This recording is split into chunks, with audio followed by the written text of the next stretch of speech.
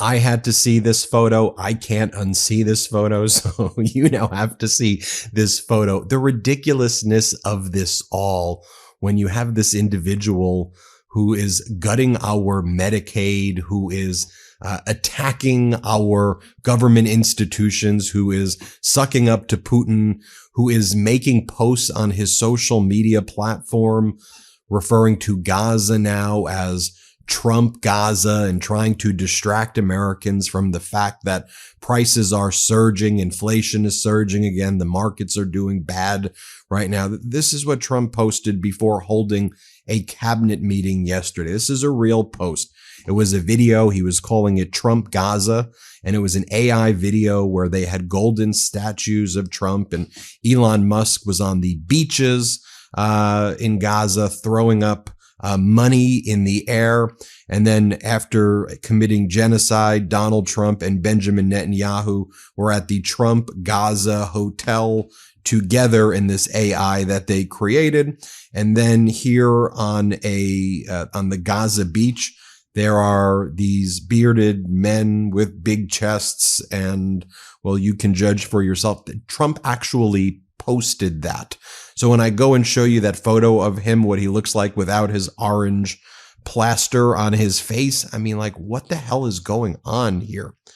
Then let's go to that cabinet meeting that took place yesterday, which Donald Trump essentially had Elon Musk lead, where Elon Musk's like, I'm going to be making mistakes a lot, you know, like we made a mistake about Ebola and then we fired the Ebola people.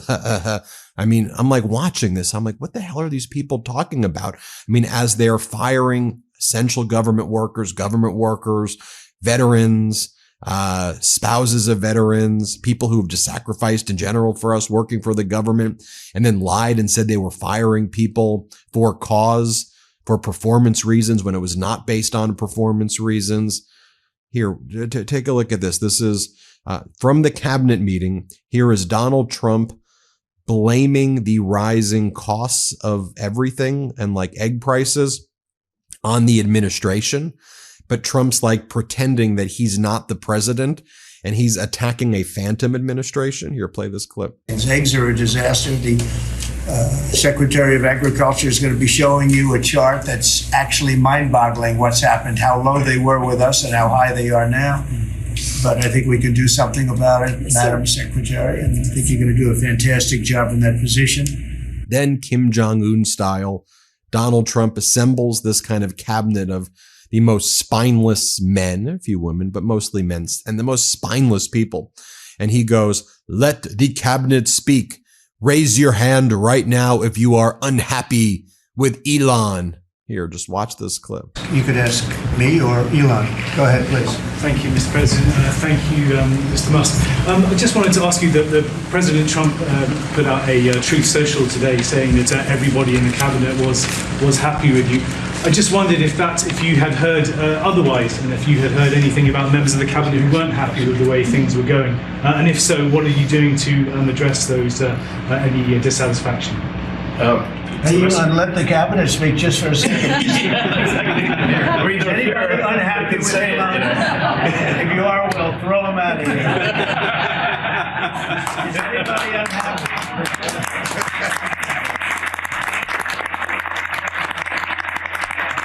I have a lot of respect for Elon and that he's doing this, and some disagree a little bit, but I will tell you, for the most part, I think everyone's not only happy, they're thrilled. So yeah, this is like some North Korea stuff right here. Elon Musk would make multiple posts yesterday where he would mock the federal workers who were fired and celebrate their terminations. It's ghoulish behavior. But back to that cabinet meeting here, Elon Musk, this is where he says, I'm going to make mistakes, you know, like Ebola. I will sometimes fire Ebola people, but it's okay. We will just sometimes, you know, fire people who do nuclear weapons, you know? Here, play this clip. And I should say, we will make mistakes. We won't be perfect, but when we make a mistake, we'll fix it very quickly. So, for example, with USAID, one of the things we accidentally canceled very briefly was Ebola, Ebola prevention. I think we all want Ebola prevention. So we restored the Ebola prevention immediately, and there was no interruption.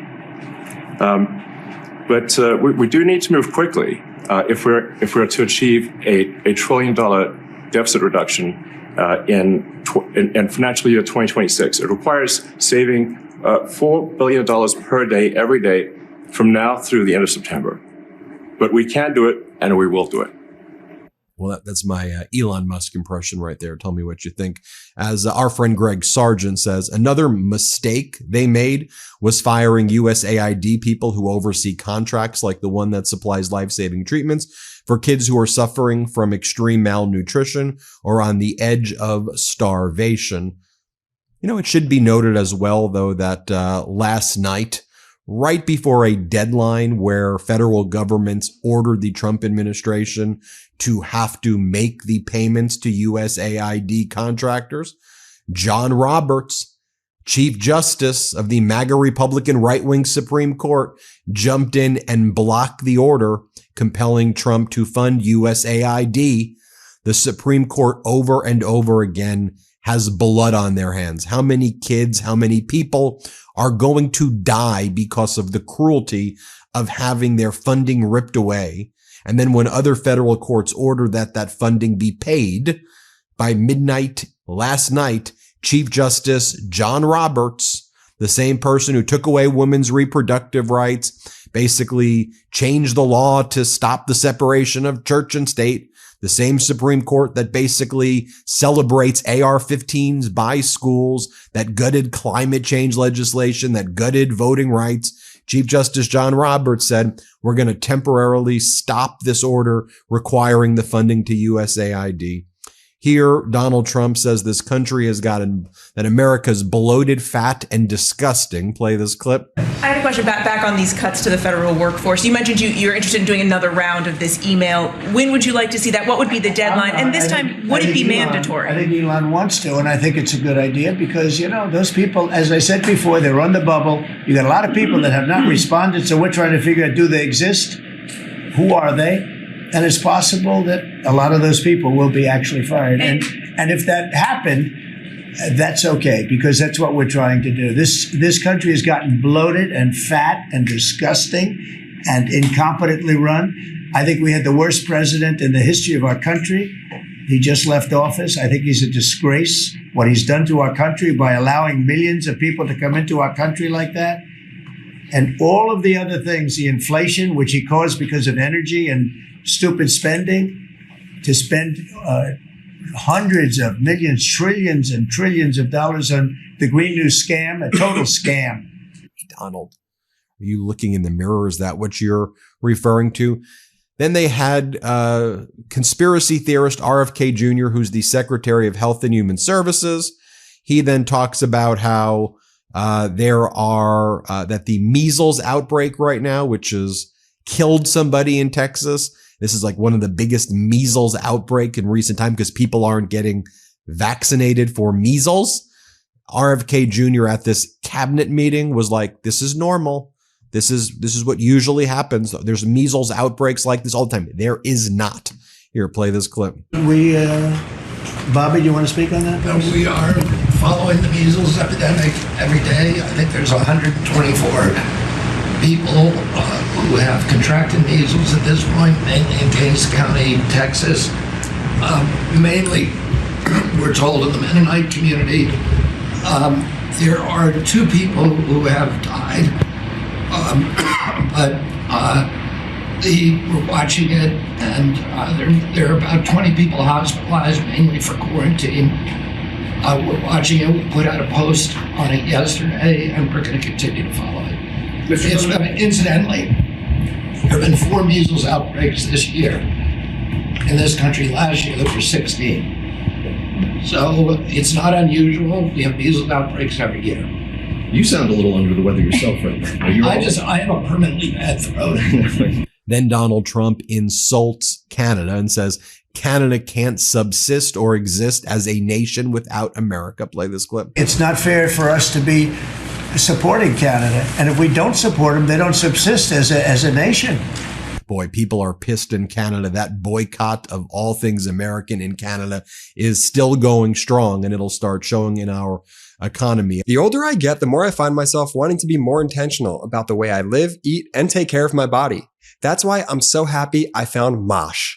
Mosh, which you may have heard about on Shark Tank, was founded by Maria Shriver and her son Patrick Schwarzenegger with a simple mission: to create a conversation about brain health through food, education, and research.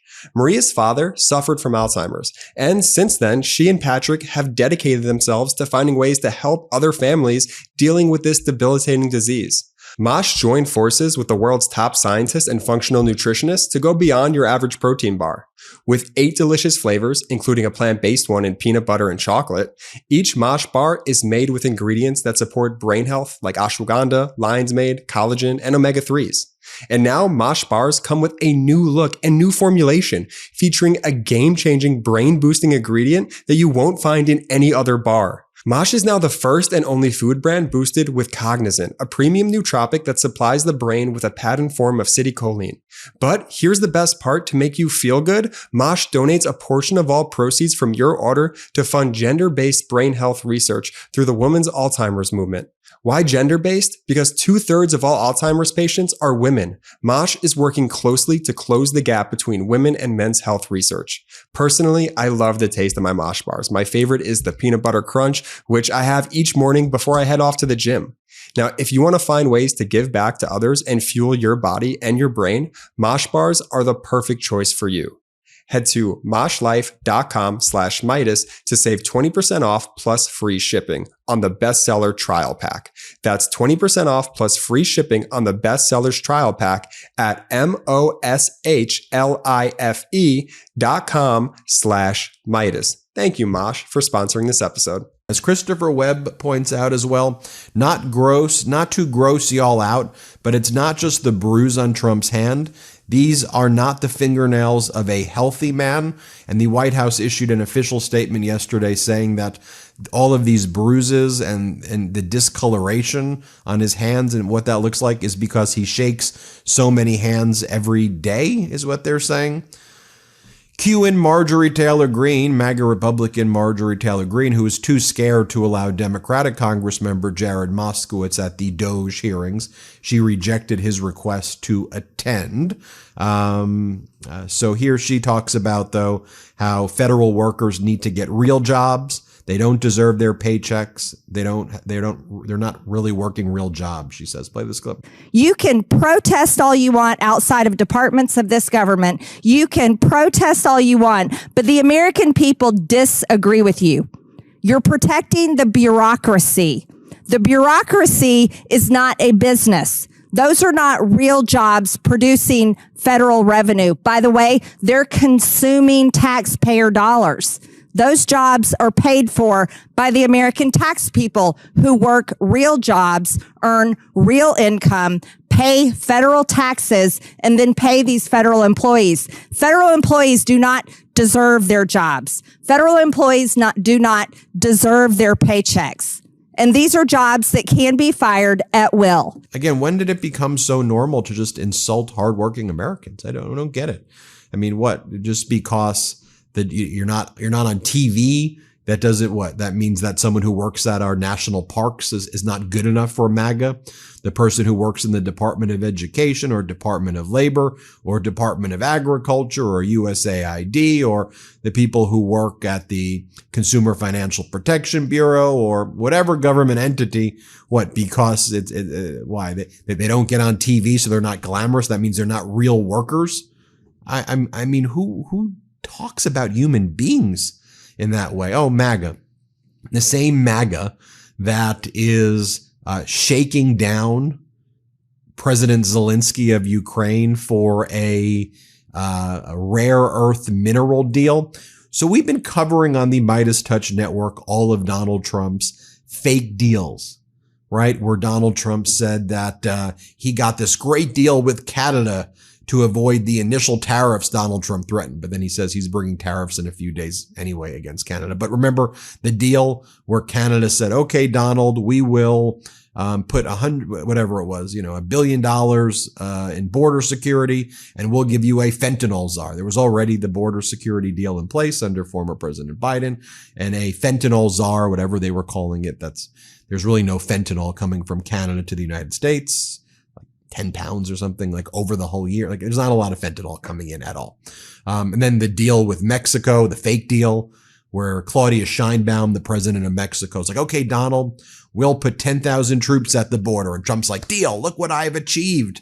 There were already 15,000 troops at the border. 15,000 is more than 10,000. Then Donald Trump made the fake deals with like Colombia and Panama and so on and so forth.